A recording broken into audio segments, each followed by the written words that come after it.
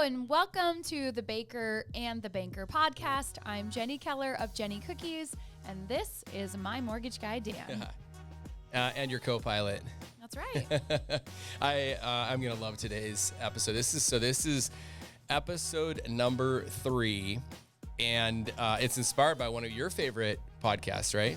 I love the podcast, How I Built This. If you haven't listened, highly recommend it, especially if you're an entrepreneur or business owner. It's so fun to hear the stories of how people built their brands and their businesses. Well, I think that's exactly what we're going to do today, because every time you and I are out to dinner with people or together in a group of people or on the internet, I see you get asked this a lot, like, how did you do this? How did you build this? So today is all about Jenny Keller and Jenny Cookies, how she built the Jenny Cookies brand and Jenny Cookies Bake Shop. 30 minutes or less. 30 minutes or less. So tell us how it all started. Well, I think I've always been creative. Yeah. And my business it's a bake shop, but it's a creative business, from the Jenny Cookies brand and then Jenny Cookies Bake Shop. So there's 2 different businesses we're talking about today. JennyCookies.com, JennyCookiesBakeShop.com. And Jenny Cookies started 10 years before Jenny Cookies Bake Shop, which is sometimes hard for people to... I'm going to disagree. Okay. I think it started way before that. Okay, even before And that. here's what I mean by that, you guys. So Jenny and I started dating in 2002, okay? We got married in 2004, and we had Allie in 2006. So those 3 things are pretty important, because we'll come full circle on that, and you'll have a better understanding of how impactful those dates are. So as we were dating, I remember, as you heard in podcast number 1, I took you on a weekend trip to Lake Tahoe, okay? Not a super exciting place for youngsters to go. But anyways, I won a trip there, and I said, hey, do you want to come with me? And you did.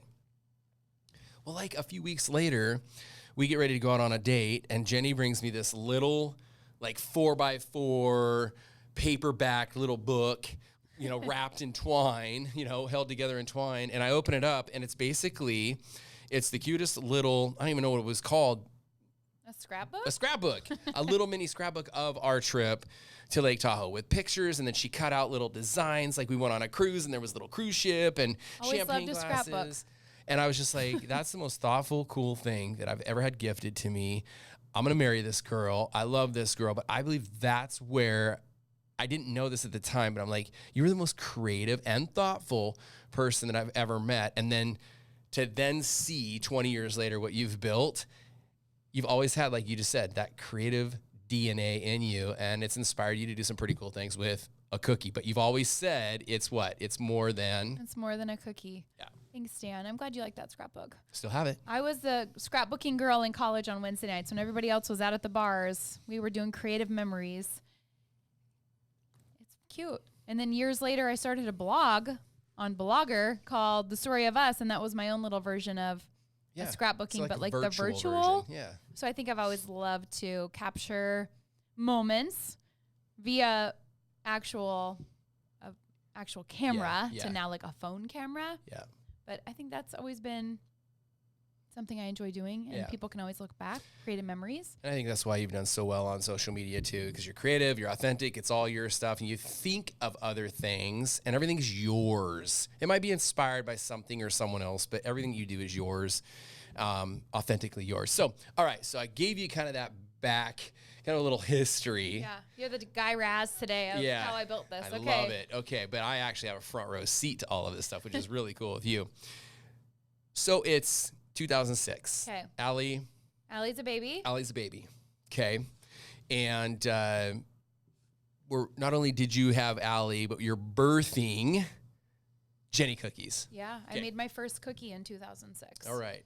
And your business license, Blink by Jenny Keller, under that license is Jenny Cookies. Yep. So 06. So my first business was Blink by Jenny Keller. Well, my first business was One for the Road, which was my coffee stand prior to that, which I sold when Allie was born because I just wanted to be a mom. Okay. But then I got myself a little camera at Costco, a little Canon Rebel, and I started taking pictures of Allie, and people started seeing those. Those are pretty good pictures. Can you take some pictures of my kids? And I wanted to do things the right way. I got a business license, and that my mom named that business. She said, call it Blink. Cute. And so it was Blink by Jenny Keller. And then when the cookies made their way to the scene, we added Jenny Cookies underneath that. And to this day, I'm pretty sure my business Still there. license is still Blink by Jenny Keller. But So yeah, there you go. So you got photos first. Blink Photos, Jenny Cookies, Yep. and then the Jenny Cookies Bake Shop. So it's 06. Let's talk about a cookie. Okay. I mean, I've always loved cookies. I had a gift from Dan. One day he brought a cookbook home called The Greatest Sugar Cookies Ever. They were not the greatest sugar cookies ever. They were terrible.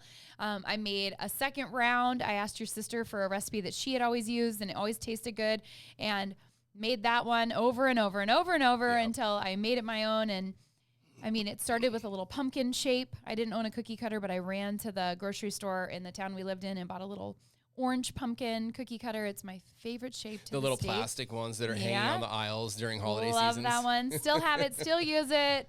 And that turned into a turkey, and then it was a snowflake at Christmas time. And then January came, and it was Allie's first birthday. Not my first opportunity to throw a party, because our wedding, I think, was our real first party that I threw. I scrapbooked our little invitations. I made all of our decorations, and we did it on a dime, let me tell you. But I loved that. And so Yeah. when Allie came along and it was her time to be celebrated, I wanted to go big, and she loved Baby Einstein, the worst theme of all time. Primary colors, puppets, nothing that I like, but she loved it, so we did it. And for dessert, I mean, a cake was not enough for Allie. She had cupcakes and Rice Krispie treats and brownies and sugar cookies and candy that was all primary colored, like the ugly Baby Einstein theme it is. And everybody showed up to that party, and they were like, what is all this for? Well, Allie's 17 now. So 17 years ago, or 16, people did not typically have all that stuff. It was normally just like a sheet cake and a paper plates and some ice cream. Well, now what that was is commonly known as the dessert table. But at the time, everybody thought I was nuts. So we celebrated Allie with that. I think I found my love for celebrations, especially for the ones that I love, creating those memories for them. But also, I love dessert. I loved coming up with that theme. And so Allie, I'm sure she had a Valentine's Day party and then a St. Patrick's Day party. And, you know, fast forward a year and a half, I had another baby. Hudson arrived on the scene, and now it was party for 2 kids. And I was making cookies all that time, getting better, adding more cookie cutters to my cabinet and coming up with different ways to make them. And at that time, people were not decorating cookies with buttercream icing. They were using royal icing. So to grab like a piping tip and come up with different like piping designs was very, very uncommon. And social media wasn't really around yet. This is like MySpace. And so this was in the time I'm having little kids, I'm throwing these parties for them, and I wanted to document all of this. So I started my blog on Blogger or Blogspot or whatever it was, and it was my way of scrapbooking, but virtually. So I was documenting Allie and Hudson's first steps and their little parties and the cookies I was making. And suddenly, the cookies were getting more attention than my kids' parties, because with the internet, it's different than your scrapbook that's in your kitchen. People from Australia and Europe and New York and Florida and California were commenting on this little blog spot asking, where did you get those balloons for the party? Where did you get that cookie cutter? What color icing is that? Where did you get that candy bar wrapper? And so that kind of turned into this, I guess, bigger picture where the cookies needed their own space. Like, I wanted to have my Story of Us blog for my kids, but the place for the cookies needed something else. And the cookies also got a name. Do you remember who named the cookies? I think the same person that named your photography business. I think where the creativity maybe came from. My mom's so creative, and she was obsessed with the cookies too. She's the one who taught me my love for cookies.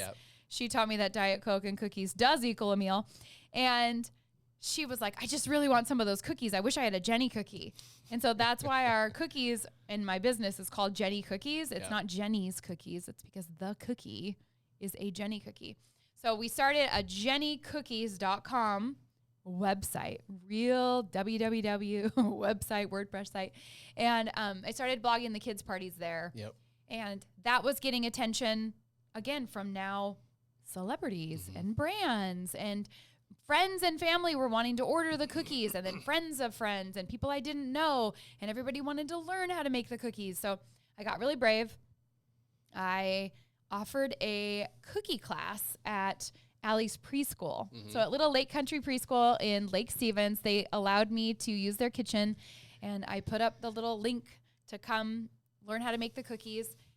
And I was nervous. I'd never really done anything like that. But in that moment, looking back, I realized how much confidence I could help grow in women as they stood there and they would say like, oh, I could never decorate a cookie like you. I'm like, you can do it. I promise you. I have no baking background. I've never done this before. Practice makes progress. And in my own personal life, like that was giving me confidence and allowing me kind of a creative outlet outside of being Allie and Hudson's mom, but also reaching women and teaching them that they could do something too with something as silly as like a little cookie was. And so I did a lot of those classes. And then fast forward, maybe a year or two, maybe not even that, I started working in California quite a bit and going down there to do the celebrity parties. And every time I'd go down and do a party down there, I'd meet another celebrity and they'd ask me if I could do their book launch or their party or their TV show or whatever it was, but still remaining at home and always making sure that I was there for Allie and Hudson. And that was a really important time in our life too, because our kids were little and you were just getting into the mortgage business, and we needed to find a way to kind of balance what we were both doing, but also you're supporting me and I'm going down and I've got to come back and I'm tired. And I mean, I think we did it pretty well, but we learned a lot in those years, don't you? Yeah, we learned teamwork. I think it was good for our marriage. I think it was, I'm a team player. I came from coaching college baseball and everything. And so I've always been a big team guy.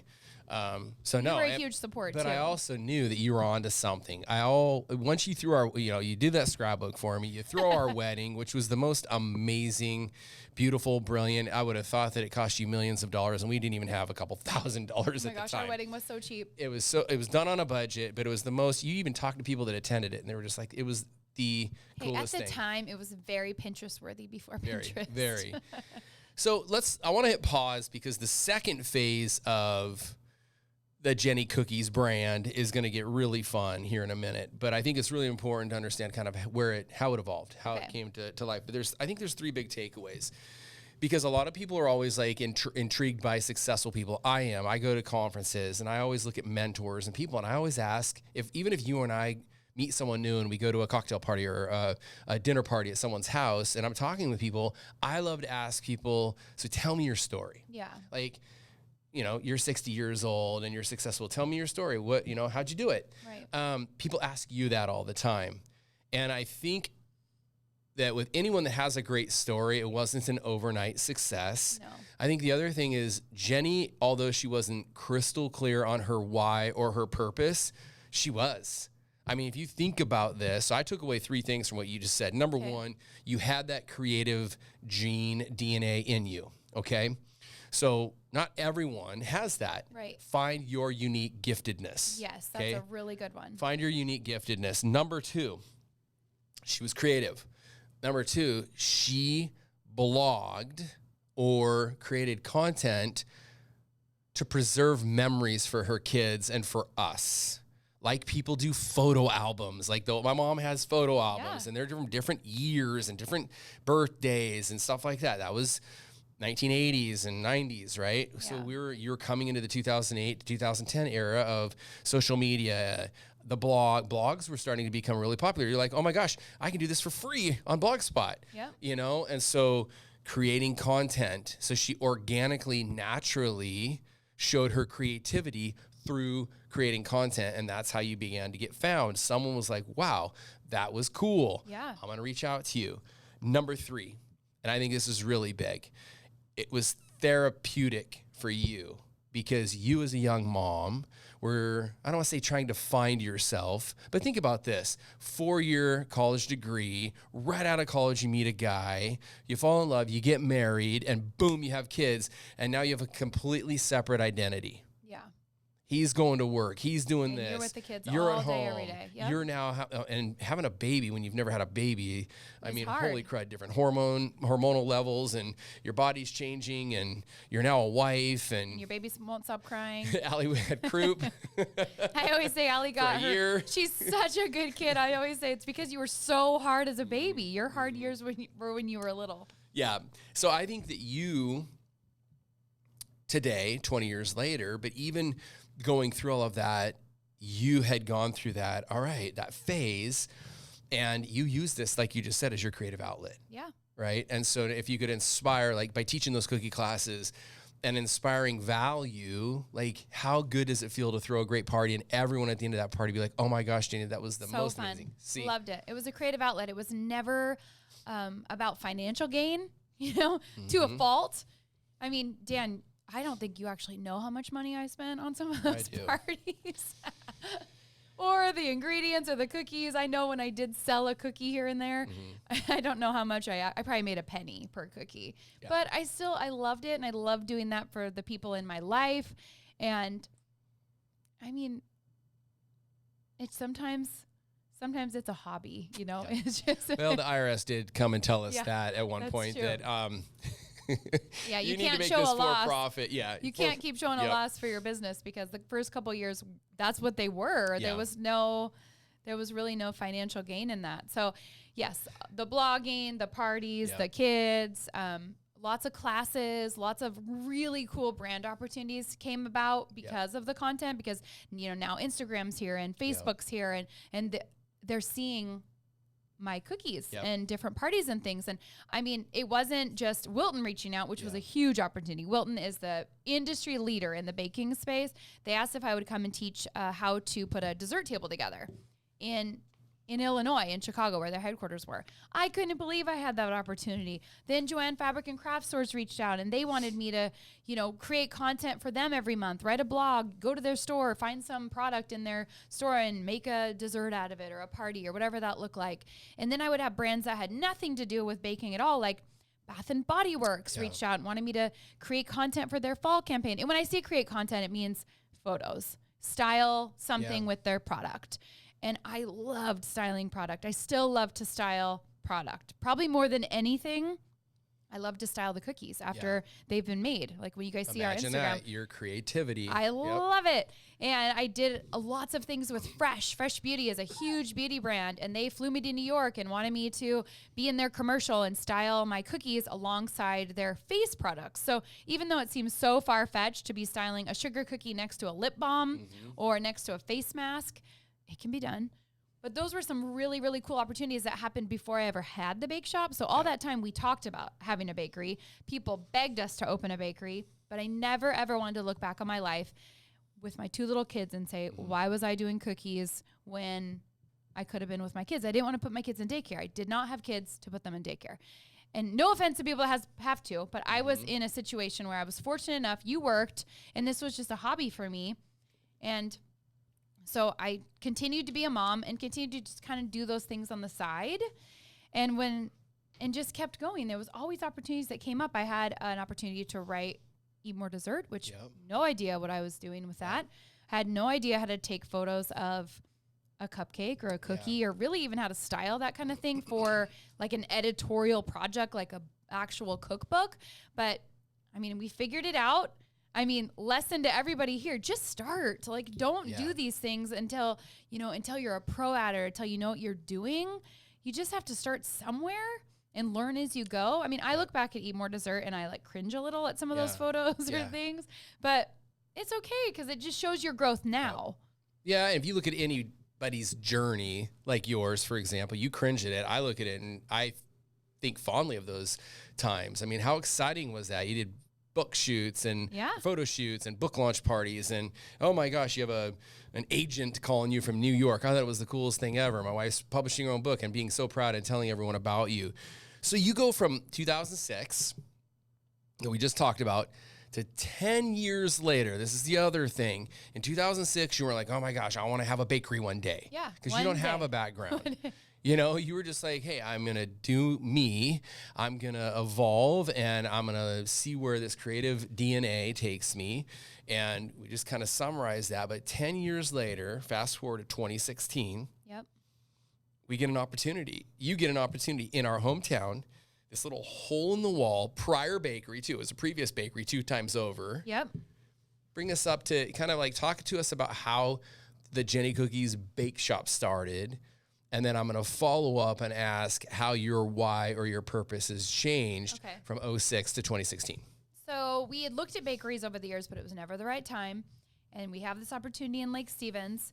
And mind you, I'm getting really big inquiries from huge corporations and brands wanting cookies because social media was growing fast and furious. For example, Nordstrom downtown Seattle asking for 10,000 cookies for a Christmas party, right? For a Christmas event they're having. And I'm thinking, even if I had a bakery, I don't think I could pump out 10,000 cookies. Which was super surreal. I remember when that happened because you and I had gone down and had pictures with our kids in front of the Santa down there, downtown Seattle, Nordstrom. And they're going, will you make Christmas cookies? Amazon's reaching out. Microsoft's reaching out. And I'm going, I have to turn these people away. I can't do it. But it stinks because that would be really cool if we could. So we find this space in Lake Stevens. It's available. It's small. It's close to our house. I feel like I could do it, even though I've never done a bakery before. But this could be a place where we could take on those orders because I've been teaching classes for 10 years. So if I can teach all these women to decorate cookies, surely I can build a team and now we can take the order, right? So we signed on the lease in May of 2016. Allie and Hudson are both in school, so it felt like a good time. And we tell social media that we've opened a bakery, and all of a sudden everybody's like, where's the bakery? When are you opening? We can't wait to be there. Well, that wasn't what it was supposed to be. It was just going to be like a commercial kitchen. And we took the bakery when we bought it. It was pretty bad. It was not my style. It was dark. It was underneath. Don't want to be negative, but it was pretty ugly. Yeah. And so we took a lot of time to get it renovated. And we opened the bakery in 2016. I had no idea what I was doing. I'd never hired people beyond my espresso stand a million years ago. I mean, I remember doing those first few interviews. I'd never really done an interview. I made you go with me because you'd hired for your mortgage business. And the very first person we interviewed was Jeannie, who's like my right-hand girl now, my unicorn of the bake shop. And so you've stuck by me and taught me so much through all of this. But I mean, it's scary to do those things. Like I'm not good at that kind of stuff, right? Yeah. And you're really good at that. But I mean, maybe it was Jesus that sent me Jeannie and then Heather. I remember being at those interviews and I remember Jeannie, and then I remember seeing a resume from Heather and then meeting Heather, and all it had on Heather was she had like 8 years at Nordstrom's, and I was like, no baking background, but I was like, hire her. You can teach her to bake or decorate, but she has been trained by Nordstrom customer service. You got to bring her on. Yep. So we get this dream team together. We don't know what we're doing. None of us had worked in a commercial kitchen. I did have one girl. Her name was Rachel. She worked for me for a long time. Super creative, super talented baker. She is the only one in all of us. And so she helped us figure out a lot of recipes and systems and things. But I mean, she didn't know either. She'd never run a bake. She'd worked at a grocery store bakery. Yeah. And so we figured it out. And I'll, to this day, say that the best thing the bakery has ever done and continues to do is evolve. We just figure it out every day. We don't know what we're doing. It's always different. And so we opened the bakery because now it is a retail location, not just a commercial kitchen. We've got a line out the door. We have a seasonal menu at Christmas time. January comes along, we switch the menu. And I mean, we're just learning as we go. That's just what you do. It's what we do. Life's a dance. You learn as you go. Yeah, John Michael Montgomery. We've been at the bake shop 7 years now, and there's been a lot of touch and go in there, from menus, ingredients, customers, team, economy. I mean, I don't know where to even start in that, but the bakery was always meant to be an arm of Jenny Cookies, not necessarily the whole thing, but there's been times when the bake shop's been the whole thing, right? Yeah. And there's been a lot of opportunities that have come up from each of those. We bought the Metro, which could be one of those fail moments. And if you don't know what the Metro is, it's this old International Harvester truck that I bought sight unseen pretty much on Facebook. And I thought this would make a great dessert truck. Seemed like a great idea at the time. Seemed like a really great idea. Cutest truck. We still have it. Really cute. Causes us some pains in there. We opened another store in 2020. When things were super crazy, and we thought, we've already lost enough. Why don't we just open a store too? But I think what you said at the beginning was it's always been more than a cookie. It was never for a financial gain necessarily. Yeah. It was, and what the bake shop is, it's like, eat cookies, be happy. It's all about happiness and the experience. And even the confidence that I grew in those women in my very first cookie class, that's how I feel about my team at the bake shop. My team is made up of, right now, at different times it's been different, but a lot of women, a lot of moms, a lot of people that I think have grown their confidence, whether that's like in their own personality or their confidence in their baking and decorating or their customer service skills or their sales skills. I've grown in confidence in that. I didn't know how to sell really. And like Heather taught me that because she worked at Nordstrom. So again, great advice from your husband. Hire that girl. She can. Oh my gosh. gosh. Trained by Nordstrom. You got it. Yep. No, and I think the people that you still have at the bake shop has built an amazing community. I mean, some have come and gone, right? And that's going to be normal with any business. But you have such a great group of women, and I think what they get out of working at Jenny Cookies Bake Shop is incredible. They're more than just employees, and I think they look at it more than just a job. And so that's great. So we talked about this. We've talked about this a lot. I think we even talked briefly on a previous podcast about you're just having a story and your story being impactful, or anybody who has accomplished great things has had to overcome adversity. So let's talk about your story. Let's talk about some things that you had to overcome over the last, let's just say 15 or 20 years, but specifically, I think the biggest curveball in everything, we were on a walk in 2019 and we were just like, man, my business was going really good. It was situated great. I had the right people on the bus doing the right things. I had a great team. Same thing with you. You had just vision planned with your board of directors, know, and Heather and all your girls, and had these grandiose plans for 2020, and they were great. You had a ton of momentum moving into 2020, and we all know what happened in 2020, which probably small business was hit the hardest during 2020 and 2021. Yeah, for sure. You pivoted, and this is a great way to kind of come back, and maybe the whole idea of this podcast is not how you built this. It's more than a cookie. Yeah. Because it was more than a cookie during those 2 years. So let's talk about some adversity that you went through, how something that none of us could control, which was the global pandemic, how you pivoted and made it, instead of a cookie, it was more about others. We started Monday Night Live. Yep, we did.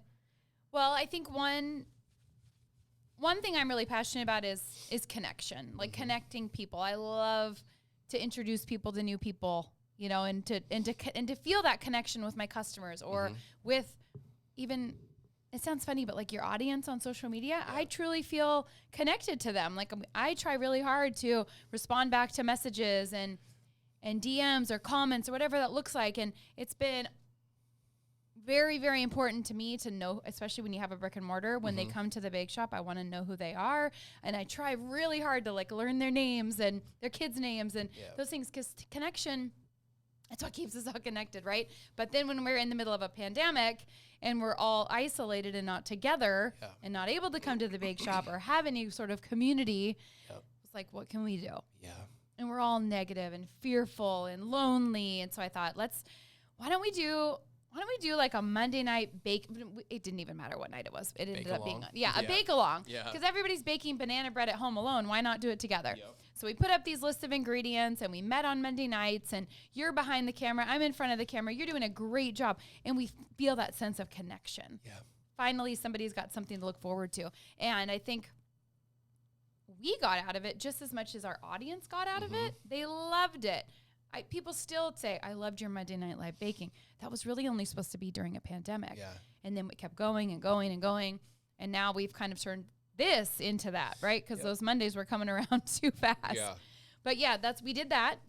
Is that what you were asking? The podcast? Yeah, but you made the Monday Night Live? Monday Night Live was about, you couldn't sell cookies necessarily. No. You were shut down. The bakery had to pull back. You had to do Saturdays only for pickup orders. So you served the people that wanted to be served. The profits weren't there. The numbers weren't there. There was a lot of doom and gloom in the economy and just in the world. But instead, you wanted to kind of turn it for the positive. You wanted to be encouraging. You wanted to be inspiring. That's one of the things I loved about you during that time, because I, as your husband, got to experience the ugly side of what 2020 and 2021 did to small businesses. Yeah, there was a lot of uncertainty. Took a lot of wind out of your sails. Oh my gosh, yes. I mean, I talk to Jeannie every single day. It was a roller coaster. Yeah. If I can ever relate it to anything, 2020 and 2021 felt like a total roller coaster. Every day we'd be like, okay, we're okay. We've got this. We're going up the roller coaster and then down. I think we're going to close. I don't think we've got this. We haven't, sold enough to even pay our employees. Like, it was bad, but we battled it out. And then like I said, we were like, what more do we have to lose? Let's open a store at the mall. And I just felt like at that time, it's what everybody needed. I didn't care if we were ever going to make a lot of money at the mall. It was more of, can we do this? What are we going to learn from it? Yeah. And it's going to provide our customers with a place to go, to leave all the fear and the garbage outside. Yep. And they can go into the bake shop and see our smiles and happiness and get a cookie and forget their life for 5 or 10 minutes and then go home. And it might be their little highlight in their day. And as much as that was a highlight in their day, it was such a highlight in my day too. Like that bake shop, that little mall store, and I have, like, Heather will say this too. The mall store was such a highlight in COVID for us because we were low. Like, everybody was low during COVID. It was a hard year. And so I think what I took from that was not only that encouragement and that support from our community, but also the experience of that. We learned how to, like, make enough cookies to get them to Alderwood every day, how to get them couriered there every single day, how to build a team and, like, get our team to 40, 45 people and battle all the garbage that's going on. And I still hear every day how devastated people are that we closed that store. But it was only supposed to be a pop-up. It was only supposed to be a 6-week pop-up. Yep. And then we ended up extending for about 1.5 years to the point where it was like, it just doesn't make sense anymore to have this store. I mean, we've done it. We did it well. If we ever wanted to do it again, we could. But we felt like we were at a point where if we wanted to grow, we had to let that one go. Yeah. And so that's what we did. We did not renew our lease at the mall. We hunkered back to Lake Stevens. The team at that time, I had girls that left for college. So it actually really worked itself out. And in 2020, it actually pushed us to get our Metro out on the road. That truck that had taken 4 years to renovate, we got it out there. We were like, let's do this. Yeah. If we can't be open, we can take the truck out. And we had that thing out at every farmer's market. Yeah. Every community fair, everything that was for us to come to, we went to. So it was a hard time, but there was a lot of good things in it. A lot of good things that came out of that. And it's not always what happened or what you overcame. It's who you become. And I think you grew from all of that. And it really did. Yeah. Your brand and the bake shop are in a better place too. I think you just said something a minute ago and I wrote it down that you, know when it's time to close a chapter and make room for a new one. Yeah. And having the ability to do that instead of just milking it. It was the same reason why we didn't open a bake shop in 2012 and 2013 when we kind of thought about it or had an opportunity presented. It just wasn't the right timing. So kind of when you're not trying to force your purpose or force your why, things tend to happen. So you go from 2006 to 2016 to 2020. And, you're featured. I mean, Jenny, it's crazy when I wrote down a few things here of your accomplishments. But, we're talking TV, Pickler and Ben, Kelly Clarkson, New York, right before the pandemic. We did the Today Show. Today Show, like in New York City. Like, this is cool. Crazy to, being featured in some of your favorite magazines, Better Homes and Gardens, Country Living, Where Women Cook, to working with dozens of celebrities. So you do all of this. You now have great brand opportunities. You've built this great brand. I think it's really important to, in hindsight, okay, if there's any advice that you can give to anyone so far in your journey. So let's say we're almost 20 years into it, looking back on everything. One, did you ever think you'd be in a position today where you have influence over hundreds of thousands of people from Instagram to Facebook to Pinterest to YouTube to your blog? Did you ever? No. Was that ever even a thought or a goal? No, never. Yeah, I've never really heard you talk about followers. I think I've heard you say, oh my gosh, Dan, I hit 100,000. Oh, I mean, of course, you want to grow because when you work with brands, you're obviously going to have more brand opportunities the more followers you have. But if I really wanted to grow my social media, I would go completely niche, meaning it would just be cookies all day long. Just to get followers, though. Yes. Yeah. And I've always wanted to keep that door open and share I mean, we've shared everything. Like I consider myself more of a lifestyle influencer, if you will. And, you know, we show the bake shop and business and family and travel and kids and pets and all those things. So, I mean, to be honest, of course you want to grow because you want to reach more people. But no, that was never my goal to set out, and I would have a completely different page if my goal was just to have followers. Okay. So how important is having a why or a purpose, and how important is it to understand that it can change over time? I mean, I've really disliked the question, what's your why? And I know it's a huge one in everybody always says, what's your why?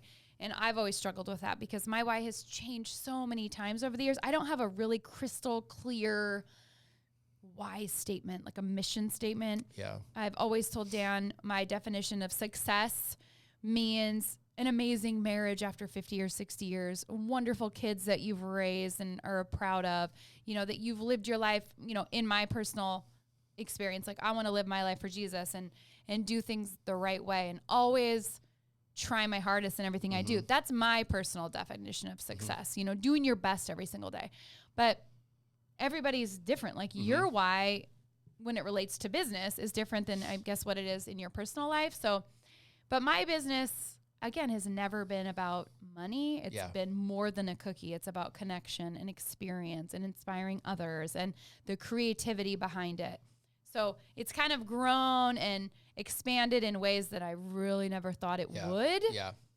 I would say one thing is always to just appreciate every opportunity that you have because you never know what's going to come from it. And also, I've tried really hard to always be positive through everything because as I've grown, my audience has grown. And you have that opportunity to use your exposure or your, not exposure, your influence for good. Yeah. You know, I can choose to be negative. I can share the yuck, but I don't. I try to find the good in everything. And I mean, it's not that hard when you're talking about cookies. You've said that before, like you're sharing cookies and sprinkles and happiness, right? Yeah. It's a little harder in mortgage, but yeah, we're not as exciting and sexy as a cute little cookie and sprinkles. So we live in a day and age where people are all about the followers and they're all about the numbers. And I think it's been so impressive watching you is it was never about the followers, but it's taken 20 years to get the hundreds of thousands of followers. It didn't happen overnight. And the other great thing too about the community that you've built that you have influence over is it's a great community. And it's built off of some key attributes, some key fundamentals that you believe in, okay? And I think it's really important if, you know, what you talk about is positivity. What you share is positivity. What you're doing with your bake shop and the community is positivity. I think what you're doing with a cookie and a business is inspiring because of the creativity around it. And so I want to encourage anyone listening. I get this asked all the time. Oh my gosh, your wife's Jenny.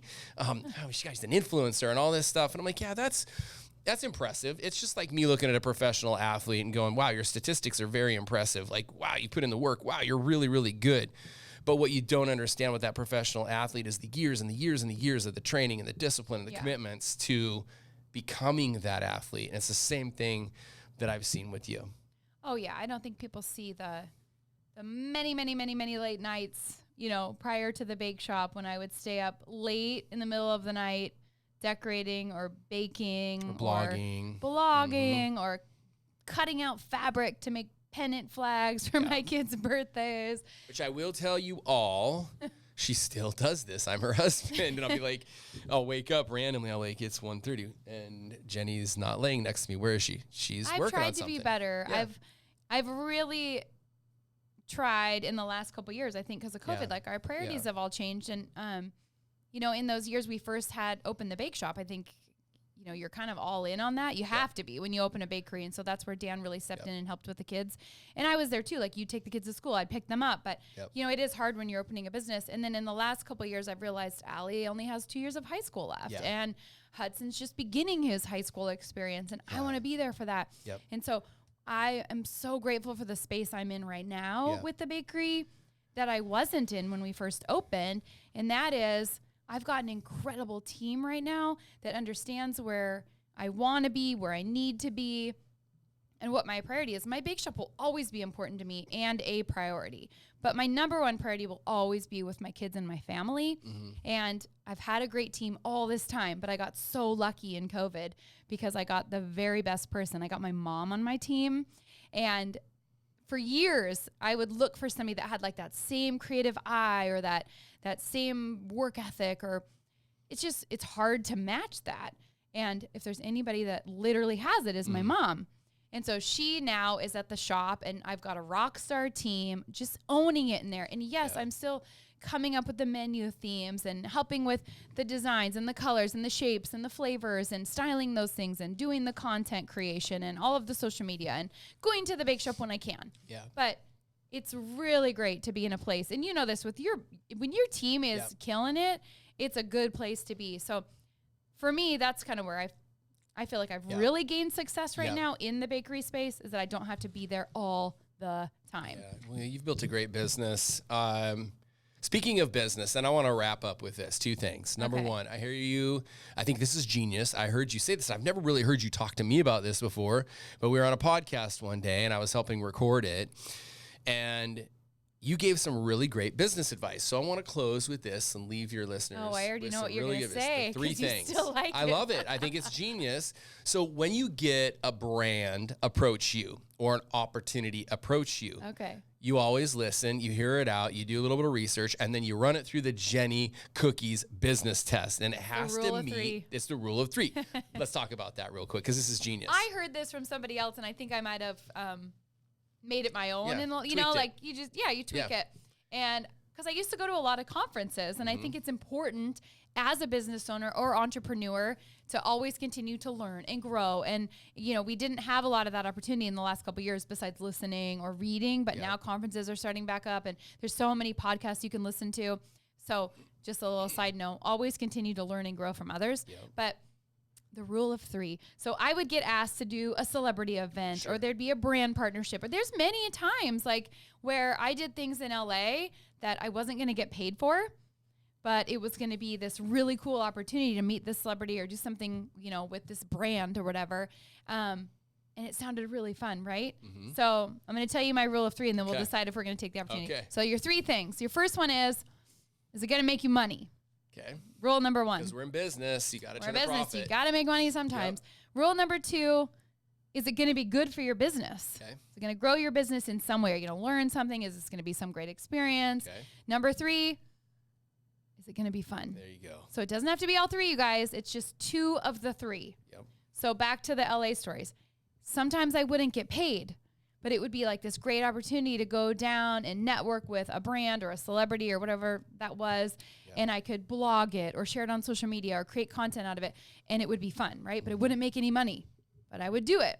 There's some opportunities when like, it's not going to be fun at all. You hate doing it so much, but it's your job. It's going to be good for your business, and you're going to make money doing it. So you got to say yes. Sometimes you get all 3, which is like the big bonus. win. Yeah. But I think that's the way I've always gone about Yeah. kind of saying yes or no to different things. I love that. I love that. It's a good rule. So here's a good takeaway. Find your 3. Find your top 3. I think revenue has to be 1. I think number 2, it has to be good for your business. Do you learn something? Does it help enhance or grow your business? And number 3, if you're not in an industry where fun makes a difference, pick your other word that you need, your other characteristic. But I think it's genius because that gives you parameters, and then you stay true to who you are. And that's what I love about you. All right. So we always end every single episode with some homework, a challenge. What's the challenge of the week?